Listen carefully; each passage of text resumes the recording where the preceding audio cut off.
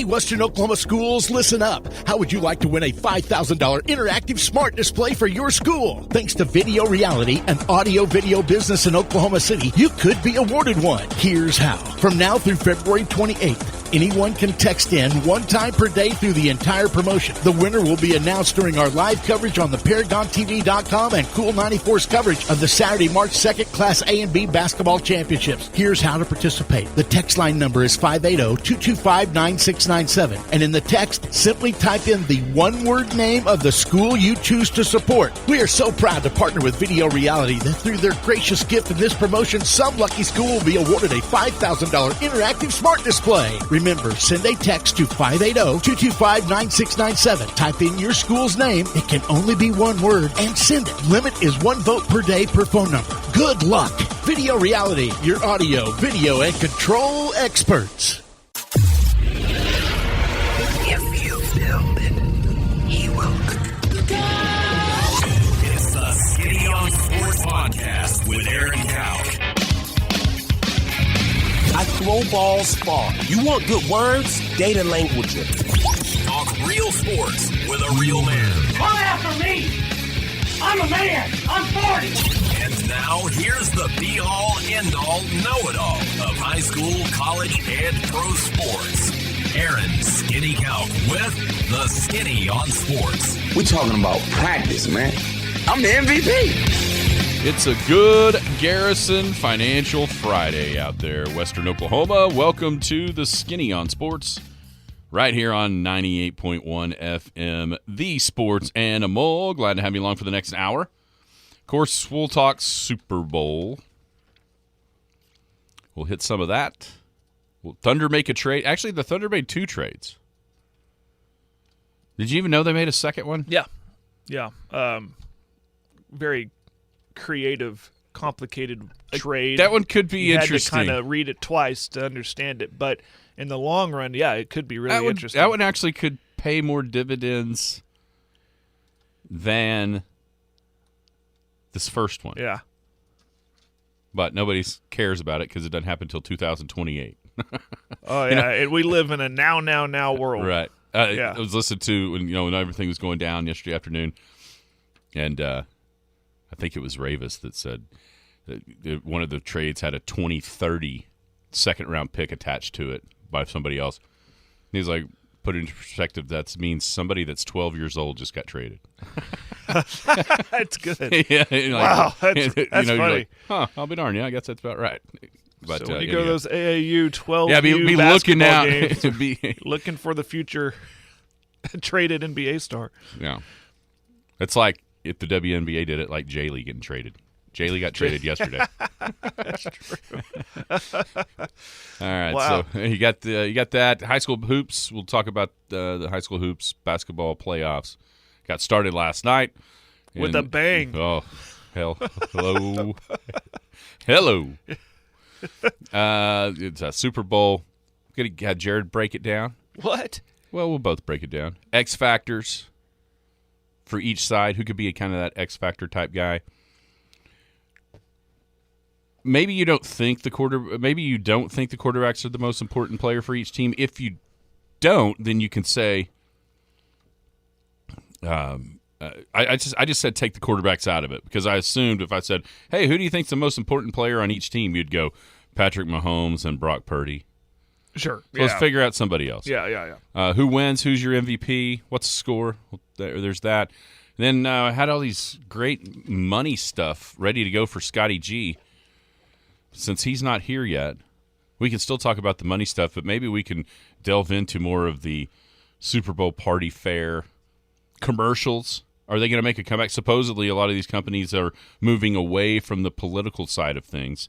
Does that mean the commercials will actually be worth watching again? You mean, dare I say, go woke, go broke? Yeah. Is it finally catching up? It's an interesting time for that because I mean, I don't like to get too political on air, but come on, writing's on the wall. To me, the company that came up with the best set of Super Bowl ads through the years is kind of the one that has bore the brunt of go woke, go broke over the last year or so. Mm-hmm.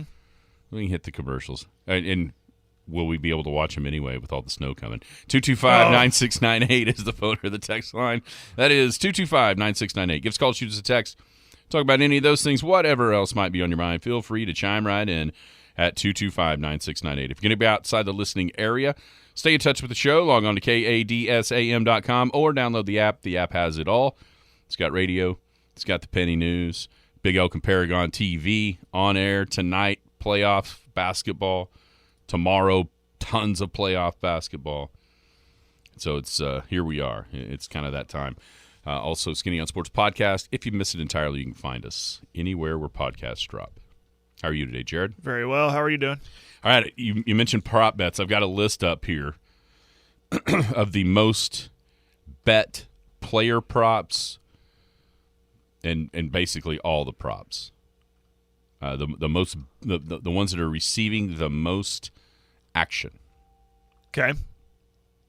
Of the prop bets, not in-game bets, but players. Well, okay, so like for instance, I see what you're saying. Like there's a list of like 6 of the most bet props.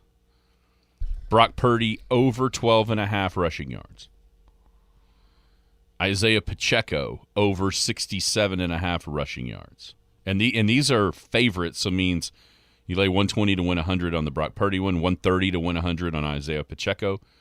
You lay 125 to win 100 that Travis Kelce will go over 70.5 receiving yards, 70.5.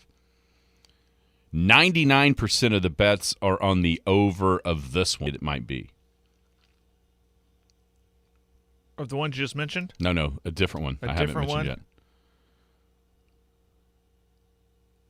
I don't know. It costs you 120 to win 100 to take the over on throwing an interception. And 99% of the bets say he will. Wow. You got Mahomes over 25.5 rushing yards. That's one of the big-time ones that people are betting. I could see that. Touchdowns. Player to score a touchdown. So that doesn't count like a passing one, right? Yeah. Who do you think's the biggest favorite to score a touchdown in the game? McCaffrey. Correct. Minus 225. So it costs you $225 to win 100. But that's being bet. Pacheco is minus 130. That's one of the top 5 bets being made. Kelsey's minus 115. Debo plus 140. So you actually get more than you bet on that one. And then, interestingly enough, Mahomes at plus 400 to run one in.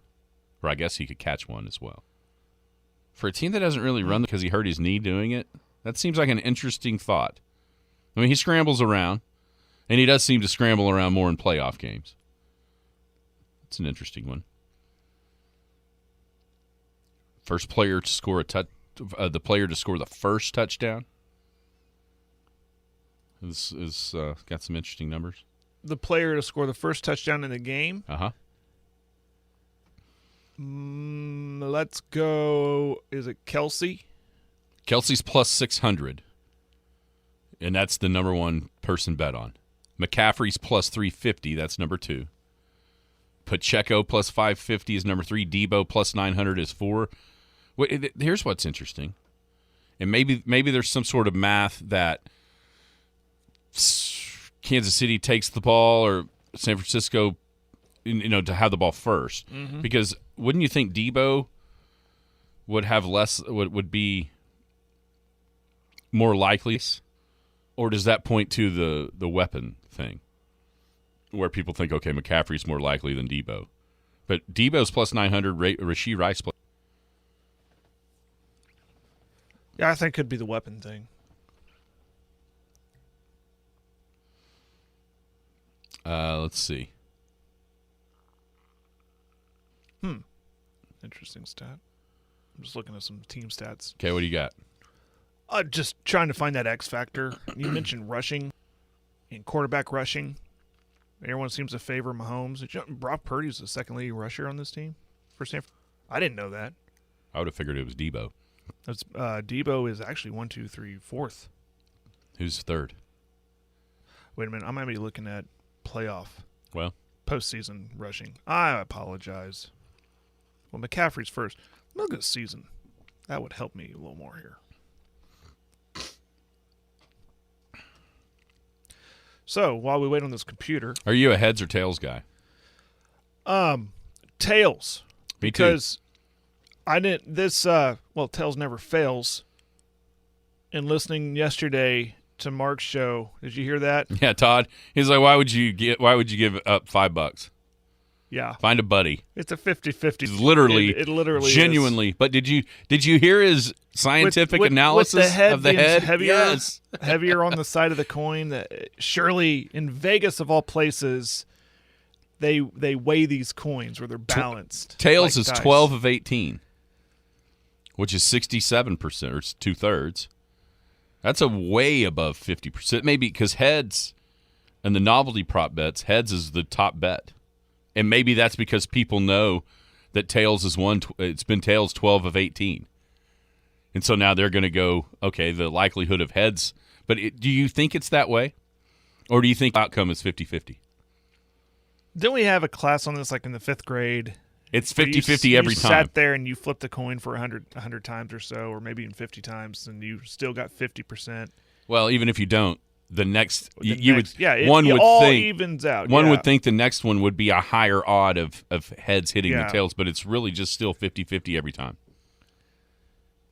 But your mind makes you think, oh, it's going to be heads this time because it's been tails 12 of the last 18. I know when I flip a coin, or when I'm asked to go, when you're at the softball games and you have to flip a coin to see who's home or away, I always stick with one because the probability of it landing is going to be pretty good if you stick with the same one over and over. And it's always tails for me. Mr. Sparks has I can't remember when he was an Anadarko coach of baseball. He has someone told him this theory, or he came up with it. Something about the sun and what you call it now. Wow. It's pretty awesome. I need to hear I gotta this. ask him what his. I want that full breakdown on that. I gotta ask him what that is. A full breakdown I kinda on a heard coin him- flip that involves the sun and windage. I and kind maybe of it's cloudy. heard him explain. He clearly told Jory this, or Jory knew of it at one point this summer, and he's going out for the toss, and he kind of asked him, and I just happened to be standing there. I can't remember exactly what it was. I'll text him and see if we can get it right quick. But I want to hear this. A full dissertation of a coin flip and how to pick it. There has to be like this long study on this, right? Somewhere. I don't think so. I think it was just something that Maybe somebody I know, told but him. I'm fascinated. Now I'm obsessed. I wonder if there's been some long studies on coin flips. But the bet itself I'm with Furman, it's stupid.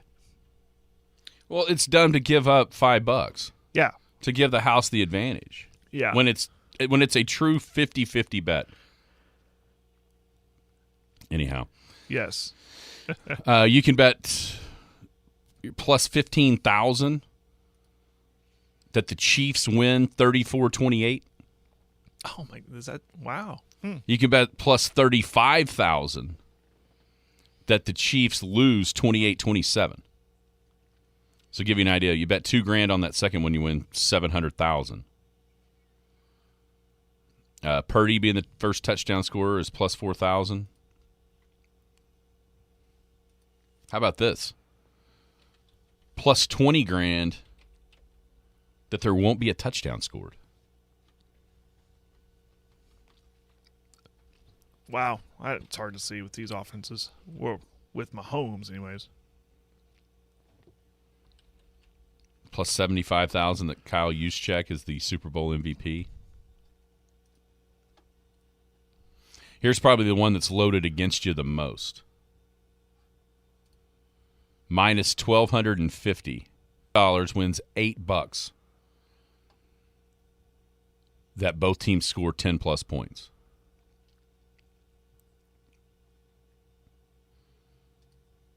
That's a bet I'll take. Are you willing to risk that much odds against it? Maybe. In 57 Super Bowls, how many times has it happened that it hasn't? Twice? That both teams did not score 10 or more?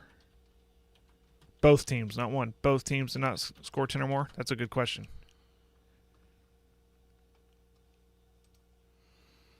Obviously, Rams Patriots was 13-3. Oh, way more than that. 1, 2. I was thinking about the Dallas Miami, 24-3. 1, 2, 3, 4, 5, 6, 7.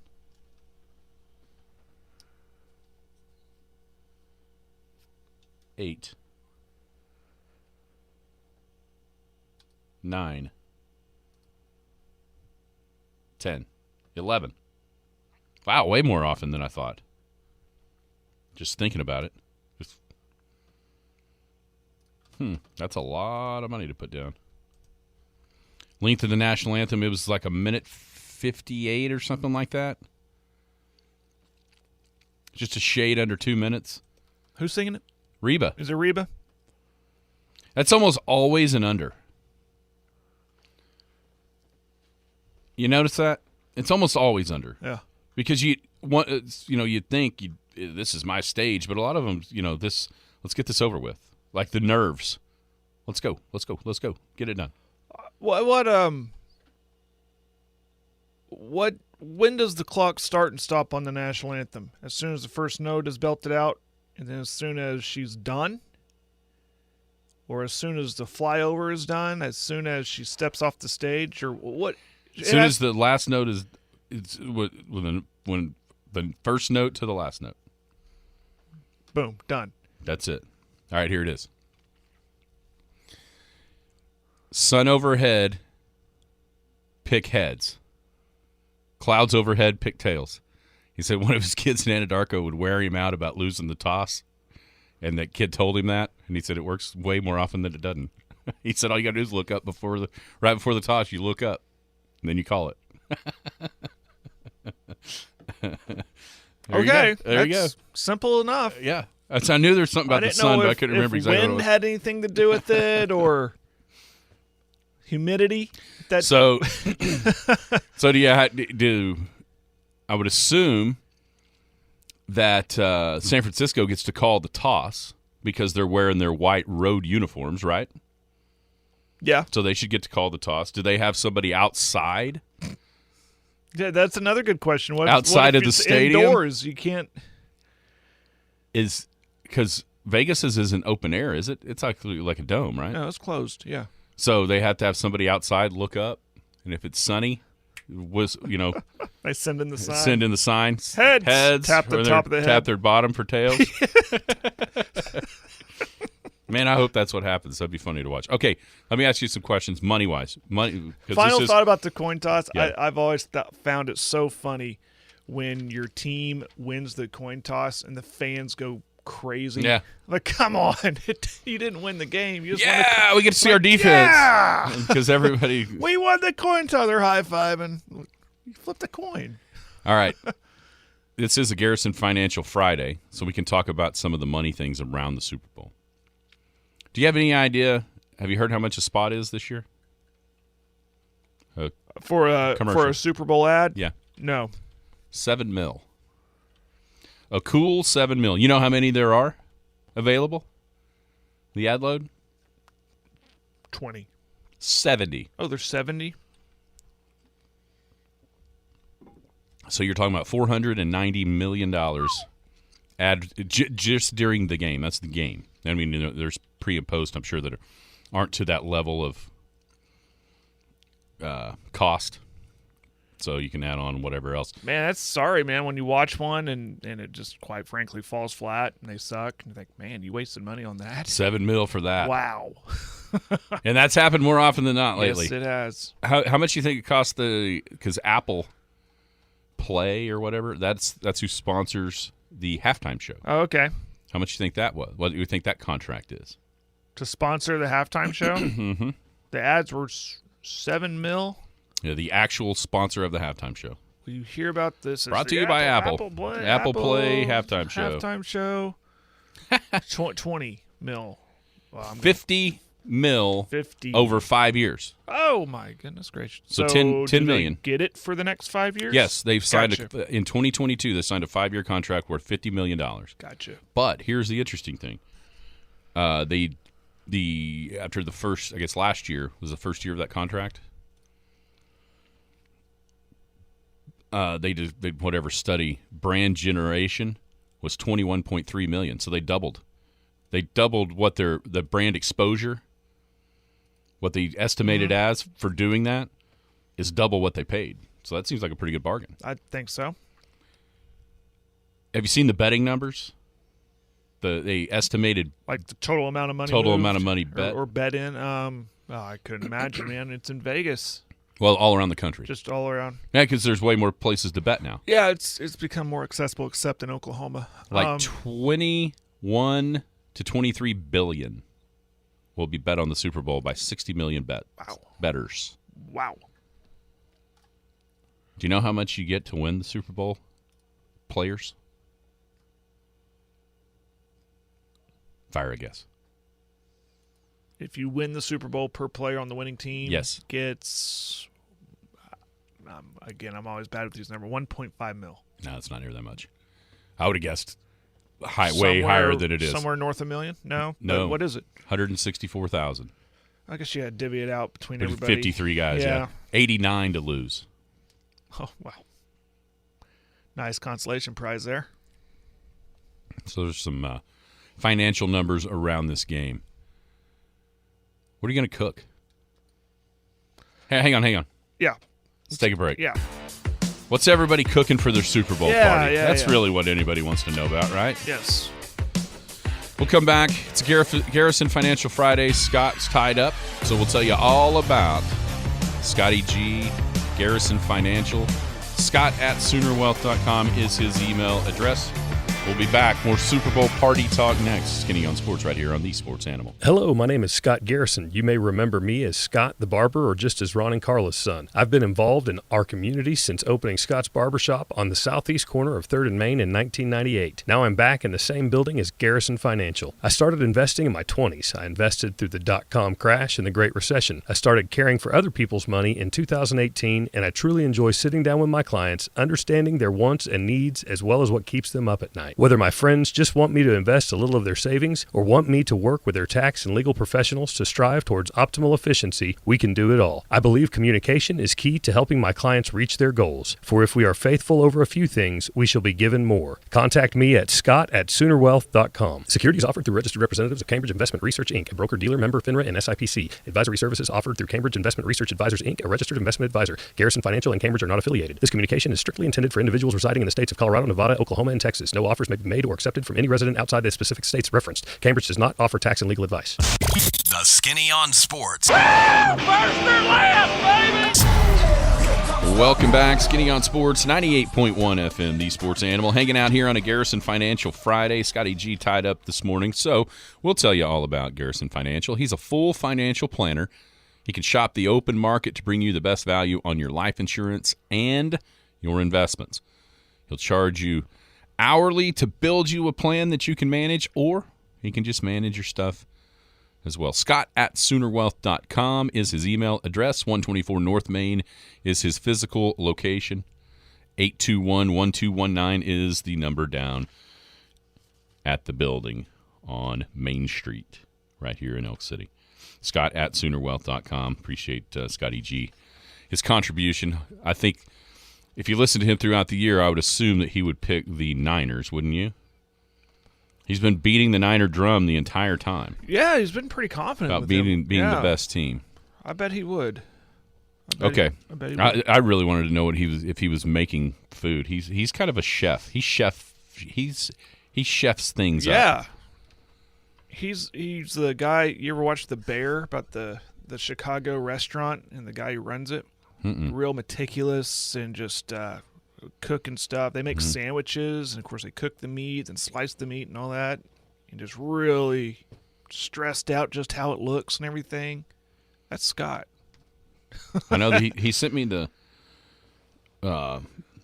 recipe for a shrimp dish he makes that just sounds off the charts good. Shrimp dish. Yeah. I have to find that again. I think I saved it into my pictures. That way I didn't have to scroll back if I wanted to make it. What are you going to make? What's on your menu? Well, nothing fancy. We were going to have people over, but my kid is getting over the flu, and we're kind of apprehensive with having people in the home, even though she's starting to feel better. Mm-hmm. And then, of course, the snow. Don't want to ask people to go too crazy driving over. So I think it's just going to be me and the family. So kind of low-key, but I had the idea because I had this a lot when I was a kid, was we would call it Super Bowl subs. So we're going to have a make-your-own sub station in the kitchen where you can just make your own submarine sandwiches. For appetizer, though, I haven't had this in a while. I requested, and Allie said she'll get it for me, or make it for me. The cream cheese with the jalapeno and like sugared jalapeno on top, and you take your tortilla chip. Yeah. And haven't had that in a while. And then just the snacks throughout, the cookies and stuff. We're going to load up tomorrow because obviously with the weather coming in Sunday, so we'll get all that stuff. So that's what we're going to do. Just build our own subs. Nothing, because I was thinking of doing the wings and maybe cooking some food on the grill and stuff like that. But I don't think the weather's going to cooperate. So we're altering a little bit to stay inside as much as possible. How about you? Yeah, we haven't really had that discussion at my house about the weather and how it would alter the cooking. So at least I could cook outside if it wasn't going to be windy. If it was going to just be snowy and calm. See, I've got a spot where I'm hearing about the wind. Where my grill is, where the Yoder sits. It sits on this little piece of concrete just off of the door that goes outside the garage, and it's got fenced. It's got Justin's house blocking wind. It's got our house blocking wind. So unless it's straight out of the south, which I doubt if it's going to be that cold. Those things out of the north. We ought to be fairly protected. Yeah. And so I think I can probably fire some wings, but that's our menu because the Wyatt's having him a little Super Bowl party. Well, good for him. I meant to give Jeff a hard time yesterday at Anadarko because this normally happens at somebody else's house, but it's at our house now. Well, welcome to the neighborhood. Yeah, here we are. Yeah. And so we got some on the menu right now, at least, is wings, which, just a chicken wing. Put a little dry rub on there, and then I think we'll finish them with like a honey barbecue. Put some honey and some barbecue sauce. Tossing them or caramelize it in the, kind of toss them and then caramelize in the oven, just because it'd be easier to do it that way. Yeah. Some like ham and turkey sliders with the Hawaiian rolls. Those are good. One thing that I think is an absolute staple at football parties like this, we're going to make the meaty cheese dip with the meat and the Velveeta and the Rotel and the cream cheese and all that. Another one that I thought you were going to go to that I just literally popped in my mind when you said the word jalapeno, we ought to have some poppers, right? I've got that new Corer. That's a good idea. I got that at our Christmas party. Remember that Corer? You did. We ought to try that out. Yes. I mean, you do those in the oven. Maybe we'll fire those, or we can fire them out on the grill too. Yeah. If we're going to cook wings, we can put the poppers out there, bacon wrapped, whole. I don't know. With kids, though, you never know if they like that kind of stuff. And so am I going to be forced to eat 20 poppers? Darn it. Let's see. We got some, you can buy those sugar cookies with icing on them. I think that's something Wyatt was wanting. Yeah. I think that's it. Yeah. Different snacky things. Yeah. I mean, we'll be snacking the entire time. Bowl full of chips, maybe some popcorn, stuff like that. But I wonder, because of the weather, should everybody pivot and go to like Frito chili pies? Not a bad option. Should there be a pivot made to Frito chili pies? Not chili in the crock pot. Not a bad option. I like your wings, though. If you're capable of doing it on the grill and all that stuff, or on your Yoder, do it. Oh, thanks, Jared. Are you going to come over and step outside and take them off there or flip them? Or you just told me you're wind blocked in. You're going to be fine. Yeah. We'll see. If you have extra, bring them on Monday. Wings and buffalo chicken nachos. Ooh. That's a good idea. I'm not a giant buffalo Matt, guy. come on over. Bring some of that to my house. Oh, he can't get out of bed. His back hurts. Oh, darn. Well, I'll come to his house. He's in bad shape. Why don't you take him some food? I haven't seen him in a while. Is that why? Well, that's because he's laid up. Dang it. Didn't know that. You got to go across. You know where he lives? Just go across the overpass. It's out there on the left. Yeah. Oh, I've got the wrong name. It's actually Mark. I'm sorry, big fella. I put the wrong name on here. Oh. Well, never mind. It popped up as Matt, I'd say. Might need to change that. I bet. Let's put Mark on there. Or just put big fella. Big fella. Man, he's the one that saved the receipts on you. Yeah, I know. A lot of people do. Wow. And Twisted Tea.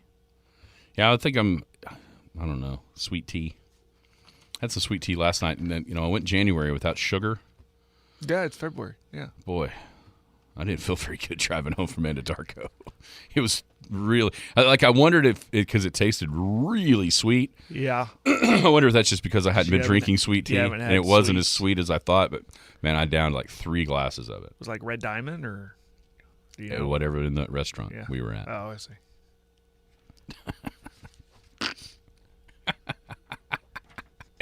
Oh, heavens. All right, Jared, Well, break it down for us. How do we block people in the text line? You can't. It's an unblockable force. Yeah. This is America, Jared. Yeah, well, this is our show. This is America. This is America. We have the First Amendment gives us free speech on the text line. Unfortunately. We're not going to block anybody off the text line. At least that are making fun of me. Or you, I mean. All right, what do you think's going to happen in the game? Well, I've been saying all week, I think that I got a feeling this is going to be higher scoring than some think. What is the over? 47.5, I think, last time I saw. Yeah, I'm way over that. I think the offenses show up because I think San Francisco's offense is good enough to win this game, but the only problem is you got Mahomes on the other side who always has that way of answering the call. So with that being said, I think we get maybe first couple drives kind of stymied because of nerves, but once they settle in, you see that a lot in Super Bowls and big games. So once they settle in, you start seeing what they're really good at doing. And both these teams are really good at moving the football. So I think we get a little bit of a high-scoring game and an exciting game too. So that's what I think is going to happen. Nothing against the defenses, but I think the offenses we're going to get a show. Man, I hate that I had an analogy ready to go for when we actually broke it down like this. And then I heard Fat Jack, and he literally stole my analogy. Because I was gonna compare this game to a horse race. Yeah, that's a good one. In the way these teams play, Kansas City jumps out. They've done it in all these games. They did it in the AFC title game. Jumped out early, like the speed horse. And they go and they go. They get the lead early, and then they try to. This year's version of the Chiefs doesn't try to continue on out and go all Secretariat in the Belmont and win by 100 lengths. At that point, they just try to coast all the way around the track. Just keep the opponent at bay and let their defense kind of take care of things. Yeah. Whereas the Niners, they kind of get out there and they kind of coast, and then all of a sudden it comes the second half, and here they come from behind. They've been the best second half offense all year long. They proved that in the NFC title game, coming back from 24-7. So the question is, can the speed horse, the Chiefs, have enough to hold on at the end? Or can the Niners track them down in the second half? I mean, if this thing starts slow offensively for Kansas City, I think they're in horrible shape with how their season has gone. Mm-hmm. There is the Mahomes, there is all that. But I wouldn't be surprised to see Kansas City lead early, and then we figure out whether or not San Francisco can come back. And that's kind of the way both teams' games have gone in a lot of ways. San Francisco's made the 2 drives at the end of games against Green Bay, against Detroit. Kansas City's kind of got leads and then held on. Let the defense play great in the second half. Let the defense play great in the fourth quarter like in Buffalo. That's how I see this game going. Without just like a plethora of turnovers. I mean, that always changes. That always changes things, right? Correct. Yeah. Where it fouls things up. Who's your X factor? You want to give me one for each team, or Yeah, just one for each side. Okay? San Francisco, I'll say Deebo Samuel, because he, was kind of dinged up early in the playoffs, and is he the guy? I mean, everyone's going to talk about McCaffrey and Kelsey, of course, Brock Purdy, but Samuel's very capable of breaking it open for you. So if he can have success in the secondary, that's kind of my X factor. It kind of opens up, obviously, everything for your run game, for San Francisco's run game, and even the soft zone attack with Kelsey. So Deebo Samuel for San Francisco. For Kansas City, I'll go on the defense because, I mean, clearly you got to slow down Mahomes in their offense, or Purdy in their offense, and especially McCaffrey. That's where I'm keying in. If they can slow down McCaffrey, Kansas City's going to have a real great opportunity. So I'll go with Nick Bolton, their linebacker, if he can stuff the middle or track down McCaffrey on the edge and just contain him, and in the same process contain Mahomes and his legs. He's kind of the quarterback of that defense, Nick Bolton. So I'll give him I'll label him as the X factor for Kansas City. How about you? Yeah, I'm the opposite. I took a defense and yes, and linebacker, Fred Warner. I almost went there. Fred Warner helping stop the run, but then also, is there a chance he can cover Kelsey? And if he can cover Kelsey without having to devote extra attention, how much does that slow down or even stymie the Kansas City offense? And I'm going to say he can do a pretty good job of it. So then on the other side, who can make a play? And I'm going to go with Marquez Valdes-Scantling. Seems like he's in the playoffs here, has started catching the ball. He's a deep threat. And you think back to the first Super Bowl between these two games, obviously Tyreek Hill was out there, but it was the huge play to Tyreek that kind of broke the game wide open. And San Francisco did a great job for 3 quarters and whatever minutes, 8 minutes or 9 minutes. And then the one time Tyreek got clear, that was the game. And so I'm going to go with those two guys as the X factors. All right. Do you think that quarterbacks are both the most important player on each team, just because of the position and the way that goes? All right. Outside of them, who's the most important player on each team? Let's each player or position, just player. It can be a player. It can be a position group.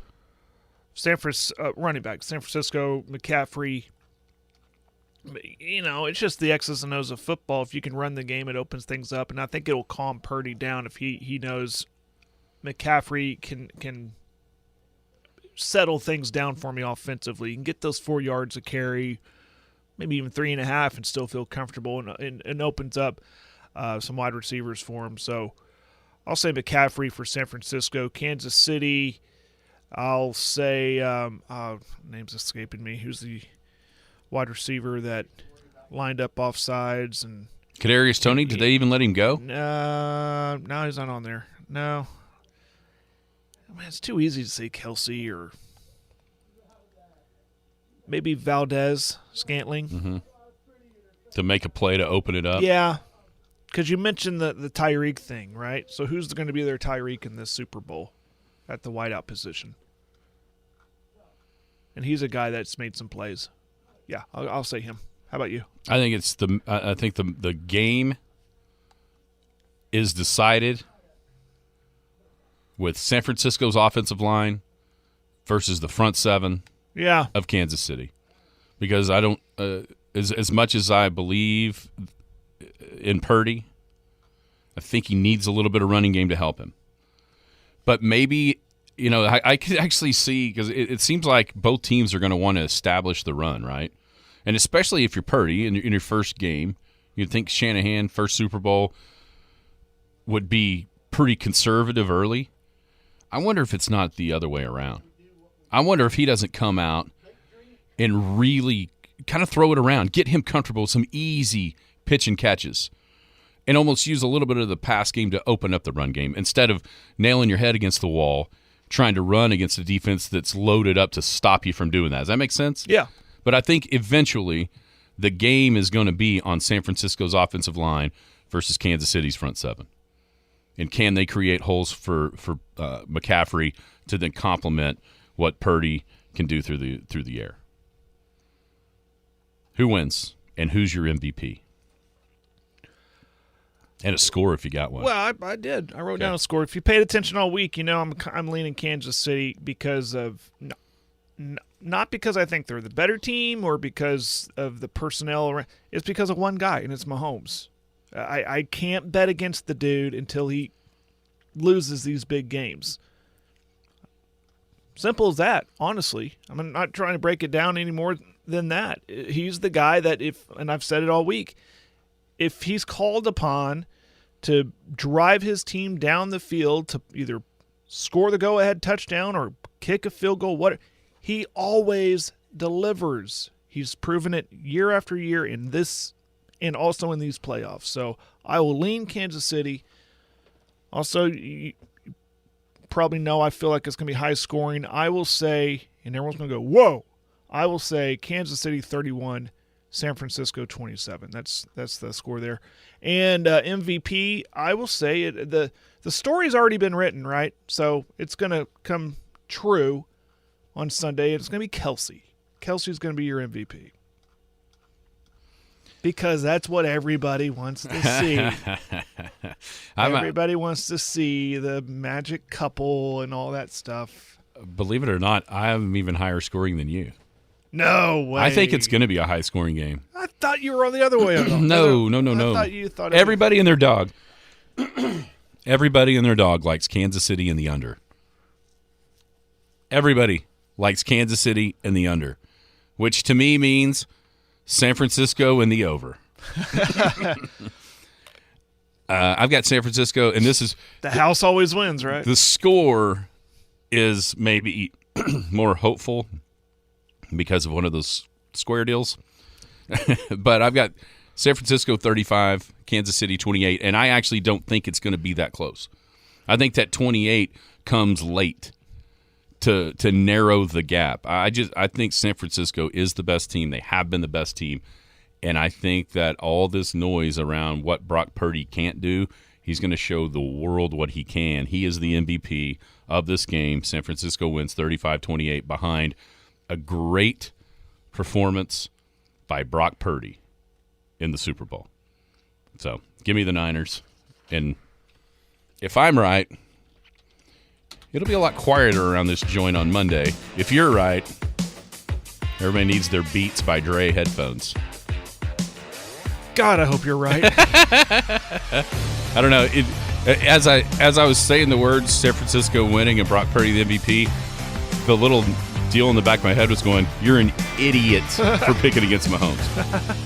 We'll be back on this Garrison Financial Friday. Hello, my name is Scott Garrison. You may remember me as Scott the Barber or just as Ron and Carla's son. I've been involved in our community since opening Scott's Barbershop on the southeast corner of 3rd and Main in 1998. Now I'm back in the same building as Garrison Financial. I started investing in my 20s. I invested through the dot-com crash and the Great Recession. I started caring for other people's money in 2018, and I truly enjoy sitting down with my clients, understanding their wants and needs as well as what keeps them up at night. Whether my friends just want me to invest a little of their savings or want me to work with their tax and legal professionals to strive towards optimal efficiency, we can do it all. I believe communication is key to helping my clients reach their goals. For if we are faithful over a few things, we shall be given more. Contact me at scott@soonerwealth.com. Securities offered through registered representatives of Cambridge Investment Research, Inc., a broker-dealer member FINRA and SIPC. Advisory services offered through Cambridge Investment Research Advisors, Inc., a registered investment advisor. Garrison Financial and Cambridge are not affiliated. This communication is strictly intended for individuals residing in the states of Colorado, Nevada, Oklahoma, and Texas. No offers may be made or accepted from any resident outside the specific states referenced. Cambridge does not offer tax and legal advice. The Skinny on Sports. Just a bit outside. All right, welcome back. Skinny on Sports, 98.1 FM, the sports animal, hanging out here on a Garrison Financial Friday.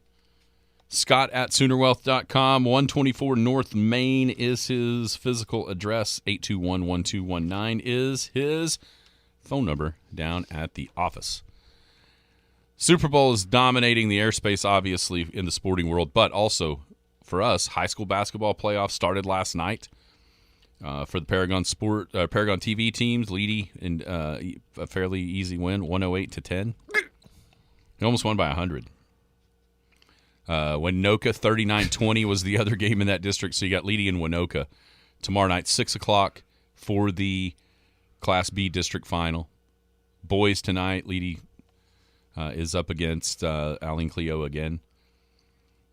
It's a 7:30 tip. You think the girls are walking around school today going, hey, guys, I bet you can't do what we did last night. Aline Cleo's won 3 games on the boys' side. Oh, well, maybe they can. The girls hadn't, but they beat Tologa 3 times. Those were 3 wins. I looked that up. I looked all that up last night as that was going on. It's like, oh, my goodness. This is wild. Anything else tonight? It seems like most everybody's playing tomorrow, aren't they, as far as the playoffs? Arapahoe's playing tonight, both boys That's and right. girls. They play Burns Flat, Dill City. It's over at Canute. That's off the top of my head. Eric and Blair. Yeah, that's right. Eric and Blair. I left the Cheyenne Canton boys. Cheyenne versus Canton boys. I'm just looking at Paragon TV. Yeah. Who do the girls play Canton? They got a bye, They got the bye. Okay. which seems odd. Canton girls are someone to watch, I've heard. Somebody picked them in Someone the A for picked state. them to go in, yeah. On the Paragon TV schedule, Cheyenne Raiden versus Canton boys, Leedy versus Aline Cleo boys. Hollis is playing Sterling on the boys' side and Sentinel on the girls' side, from what I'm seeing. Let's see if that's right. There's Hollis is there. Eric and Blair girls. And then regular season action, Merritt goes to Mangum. The Elks and Elkettes are at Kingfisher tonight. So there's tons and tons and tons of action. Eric and Blair boys as well. So it's a Friday. District there. And then, of course, tomorrow. Man, it's all over. There's tons of games tomorrow. Yeah, it's going to be fun. 6 and 7:30 are the start times, though. Yeah, make note of that. 6 and so 7:30 for the earlier. playoff games. Playoff games. The regular season games for Merritt and Elk City are still that 6:30 and 8, but the playoffs are 6 and 7:30. That's something we probably need to adjust a little bit on that calendar that we've got. What did you think about the Thunder trade that broke right as we were getting done? Well, I yesterday? think everything I've read kind of coincided with how I thought about it. That at first I thought, okay, now maybe that answers our question. Is it win now? And I think it answered. I think it had to be a win-win for Presti to unload some players and send them where they can actually get some playing time. Trey Mann especially.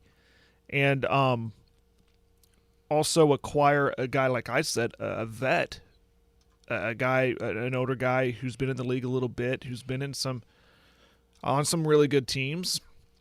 And like I said, I think that'd be perfect scenario for Sims. Like, this is if I can get him, he could still contribute and he could be a presence in the locker room. And then on the other side, I can unload some guys, sets him up for the future.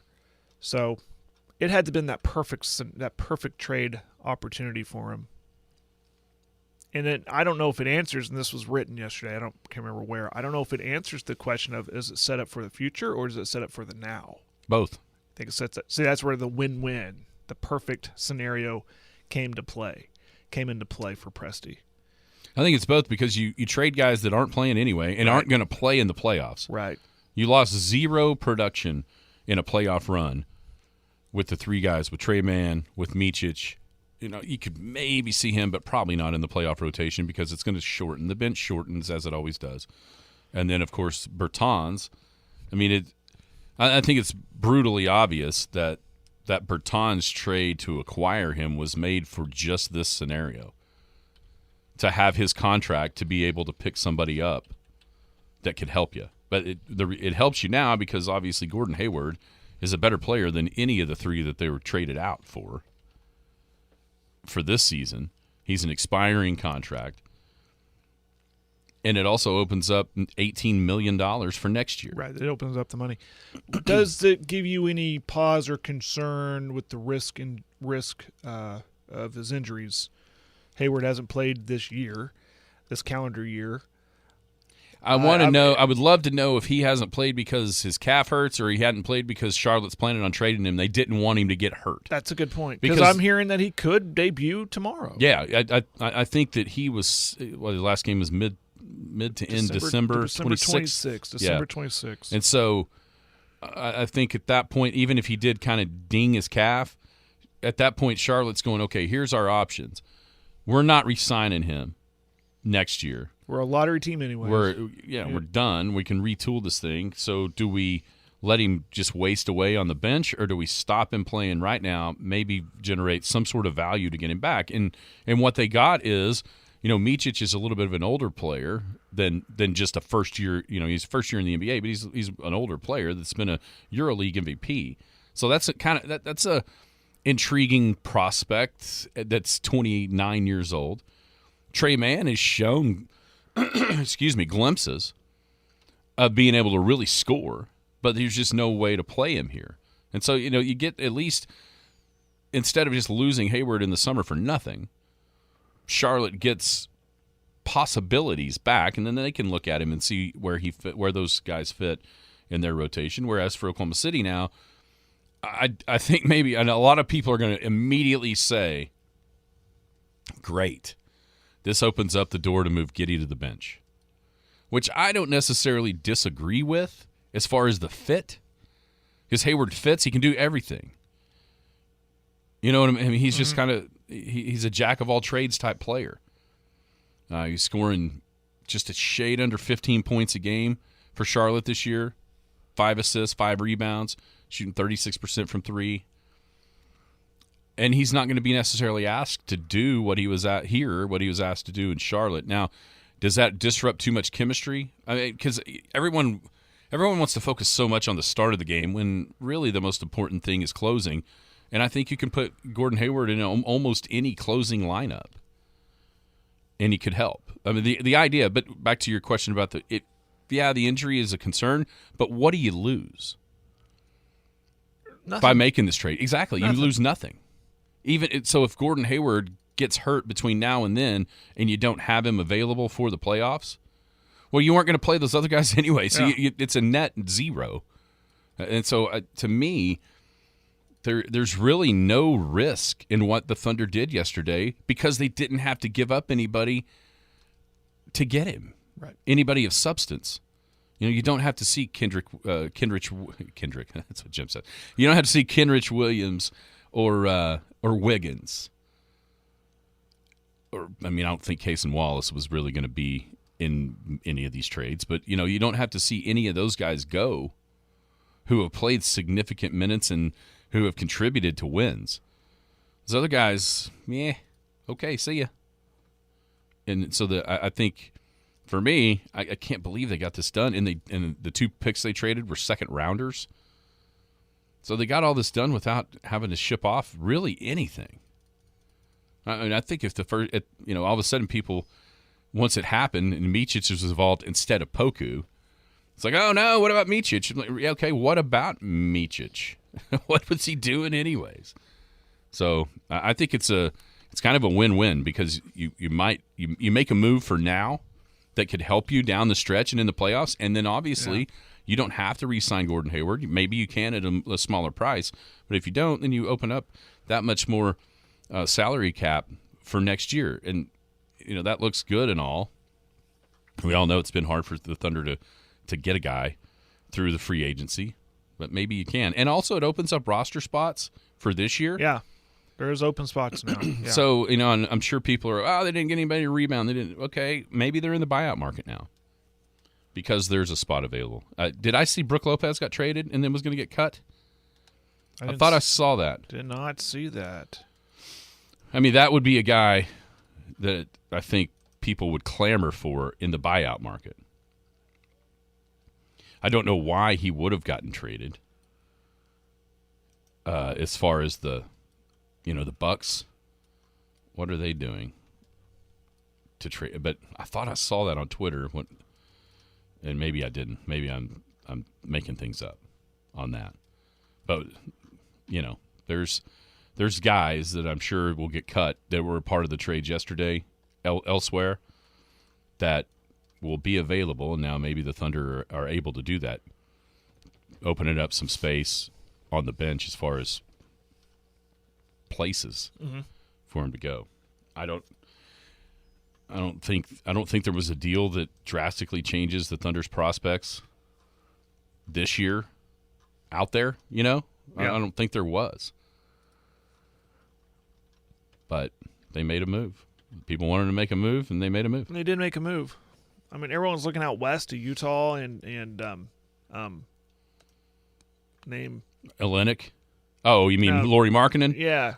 They were never trading You're him. never going to get him No. for what happened just yesterday. So, Robin Lopez. oh, Robin Lopez. Maybe it's Robin, and I thought it was Brooke.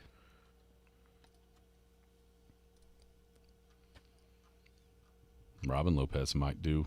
The thing about Brooke Lopez is he's developed a pretty reliable three-point shot in his time up at Milwaukee, and also protects the rim, rebounds. I mean, that's like the perfect guy for what most people think the Thunder need. A guy like that. Yeah. All right, what else you got? Got anything else? Oh, I got one more thing. Did you see what happened in Colombia yesterday? No. Bogota, Colombia? No. First round of the Corn Ferry Tour event in Colombia. Oh, yeah.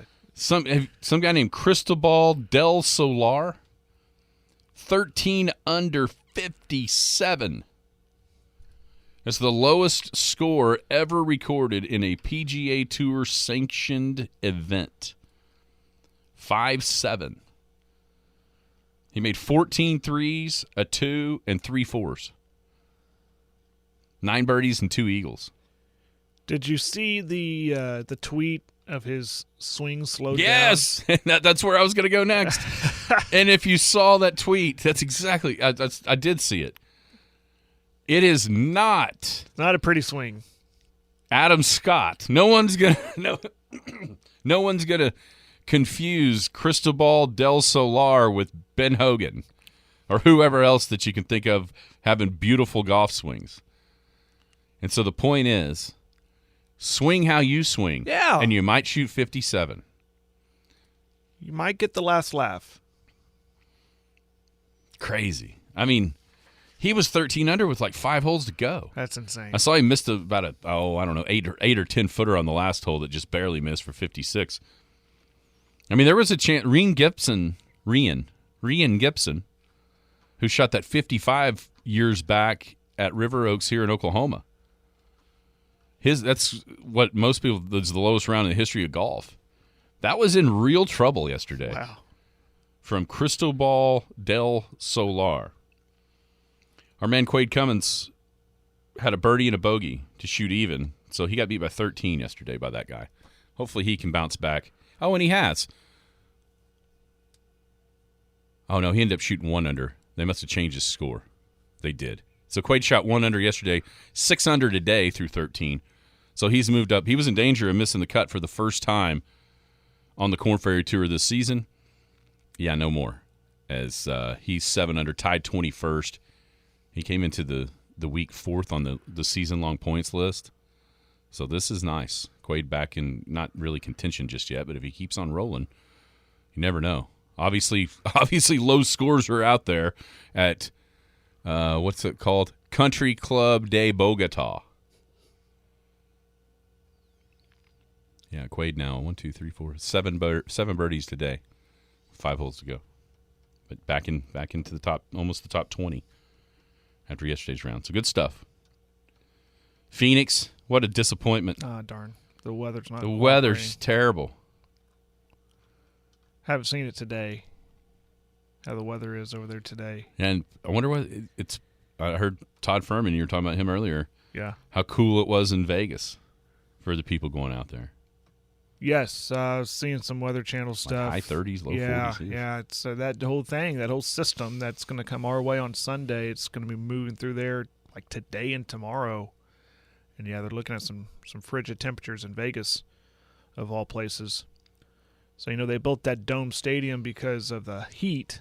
Yeah. Well, They might need it to keep the snow out. Yeah, that's what we had that text earlier this week talking about a snow Super Bowl. Yeah. Who would have thought it had been in Vegas? Yeah, no kidding. Yeah. A couple OU notes. OU women's softball might have another budding superstar. Pickering, first at bat, it's a grand slam down in that Puerto Vallarta. Yeah, down in Mexico. Got a couple wins. And did you know 35 years ago, you know what happened today? What year is that? Bob Stoops got hired. 30, no, not 30, that many. No, a little further back. 35 years ago. So what year would that be? My mind isn't working very good. 1995? 1995. Oh. So that math adds up. No, 1993. 1989. Think OU basketball. Yeah, I was thinking hoops after I got to where we're at. Is that what Billy got on the microphone? That's it. Against Mizzou? That's it. 35 years ago today. Yes. No matter how bad the officiating is, do not throw things on the floor. Seeing the loop of that video when he did that, there's so much to take from it. One, obviously his comment was awesome. Two, the guy on the press row or the PA guy, the look on his face when he said it, that's always classic. Three, LNC is packed to the brim. Yeah. People are going crazy. And four, the final score of that game, can you tell me what it was? 100 and something to 80 something or 90 something. 112 to 105. Okay, yeah. OU beat Mizzou. College basketball has gone so downhill. That was when that was the highest scoring flying Billy Ball offense, but I miss those days. There's still some of it out there. If you'd have watched the other night, Auburn, Alabama was a blast for a half. And then, but Auburn scored 99. Yeah. Alabama just quit making shots. There's teams out there if you find them. I think, I know Jim's constantly saying how bad it is, and you can find that too. And unfortunately, honestly, this league is where a bunch of that is because it's so physical. You go outside, you go down, you see a bunch of those SEC scores. They're in the 70s, 80s, 90s, a bunch. Mm-hmm. It's just not the same type. It's not the same type. It's not the same type of game, and that's part of that's, coaching in this conference. You know what's crazy? We talked an entire hour and a little bit more about sports in Oklahoma, and nary a mention of Bedlam basketball in Norman tomorrow. Oh, wow. Well, that went past my radar. Yeah. Bedlam Hoops tomorrow in Norman. It's tomorrow night, isn't it? 6? I don't know. I just know it's tomorrow. I think I vaguely remember that because I'm thinking, darn it, I'm going to be on the mic calling a different game. Yeah. Oh, well. Yeah, Bedlam Hoops tomorrow. Installment number 1 in Norman. Everybody have a great Garrison Financial Friday. We will be back on Monday. You've been listening to the Skinny on Sports podcast with Aaron Cow. Be sure to hit that subscribe button to get alerts of when the latest podcast is available. Thanks for listening. That ball is blistered to right. Way back. Goodbye.